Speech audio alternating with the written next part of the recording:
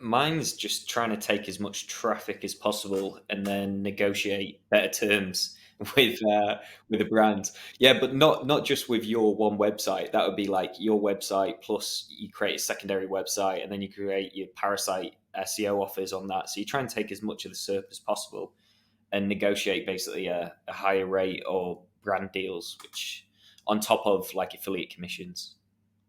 Yeah, I'm kind in a way I'm the opposite to that. So I'm a big advocate of low traffic but high commissions. So you don't need huge. And obviously, if you get more traffic, then that's brilliant because you're going to get even more commissions. But I like niches where or affiliate offers where you don't need huge amounts of traffic to make really good money. So, your 50, 60% commissions, your recurring commissions, that's what I typically look for. And then I'll reverse engineer backwards from there. But like James said, if you can then, if you can do that with your own asset, if you can then do it with a social profile like or Reddit comment or whatever, and then maybe another parasite. If you can take 3 or 4 spots on page one with those types of offers, then that's a real winning formula. So for example, I've got one Reddit post that pretty much that one post makes good. Well, it makes very very good money. It makes upwards of 10K a month, and it's one page. It's one page. There's about I think I've got 4 of the top 5 comments on that one page.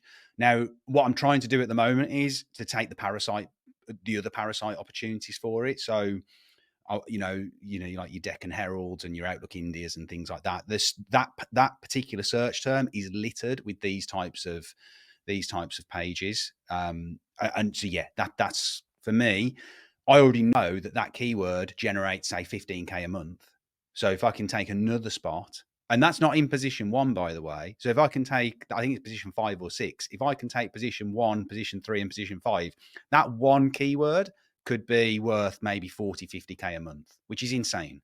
But that's because it's a really high commission product or service that one sign up and it's like $150. So it's quite good as a tester, isn't it? And then oh, this is going to earn me X amount, so you don't mind spending a grand on a big newspaper to take up more real estate, basically.